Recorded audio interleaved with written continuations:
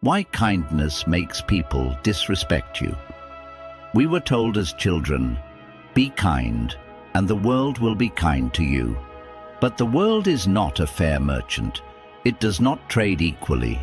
In the hands of the wrong people, your kindness is not seen as virtue. It is seen as weakness. This is the brutal truth. Kindness without strength is an open invitation to be used. The misinterpretation of kindness. When a man acts with compassion, yet lacks the discipline to set boundaries, he sends a dangerous signal, not of goodness, but of submission. In the animal world, a creature that does not fight for its own space is not seen as noble. It is seen as prey. Seneca warned of this centuries ago. He who spares the guilty harms the innocent. For kindness unguarded is not kindness at all. It is negligence, both to yourself and to those who rely on your strength. The Stoic does not give out of fear of conflict. He gives because he chooses to, and he withholds because he must. This is the difference between mercy and surrender. Why they begin to disrespect you. When you are endlessly accommodating, you teach others that your needs do not matter. And once people learn they can take without consequence, they will not stop. Not because all people are evil, but because human nature pushes against whatever offers no resistance. Marcus Aurelius wrote, "Waste no more time arguing about what a good man should be. Be one." And being a good man does not mean being a door for others to walk through. It means being a gate, capable of opening in generosity and closing in discipline. We must understand, kindness is only respected when it comes from a position of strength. When you can enforce your limits but choose compassion, people feel your control. When you cannot enforce them, your kindness is just a lack of courage. The discipline behind true kindness. True kindness is not emotional impulse, it is calculated virtue. The Stoics taught us to act according to reason, not to be carried by the tide of sentiment.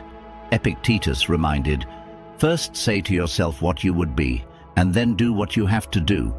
If you want to be truly kind, first become unshakable. Learn to say no without guilt. Learn to walk away without resentment. Learn to control the fire of anger so that your mercy is deliberate, not the result of being too tired to fight. We must strive to be the man who can protect himself, but does not need to harm, because that man's kindness is feared, and therefore respected. Kindness without justice is corruption.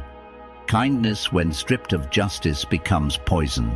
If you show compassion to those who exploit you, you are not practicing virtue, you are enabling vice. The Stoics understood that virtue is a balance. Marcus Aurelius wrote, "What is not good for the swarm is not good for the bee." This means kindness that rewards cruelty harms not only you, but the world around you. When we allow wrongdoers to take without consequence, we give them the confidence to harm others. We turn our silence into their weapon. True strength is the ability to measure when kindness builds and when it destroys. Sometimes the most moral act is to withdraw your generosity, to let another person face the consequences of their own actions. This is why the Stoics' kindness is never blind. It is mercy with judgment. It is compassion with boundaries. It is the hand that lifts up the worthy and the wall that stops the corrupt. Kindness that seeks approval is weakness disguised. Many offer kindness hoping for something in return, praise, love, validation. But when kindness depends on external approval, it becomes a mask for insecurity. Epictetus warned, "It is not the things themselves that disturb us, but our opinions about them." If our kindness wavers with the judgment of others, it is not true kindness at all. It is a performance. True kindness flows from within, independent of recognition or reward. It is given freely, without expectation, because it is the natural expression of a disciplined and peaceful soul.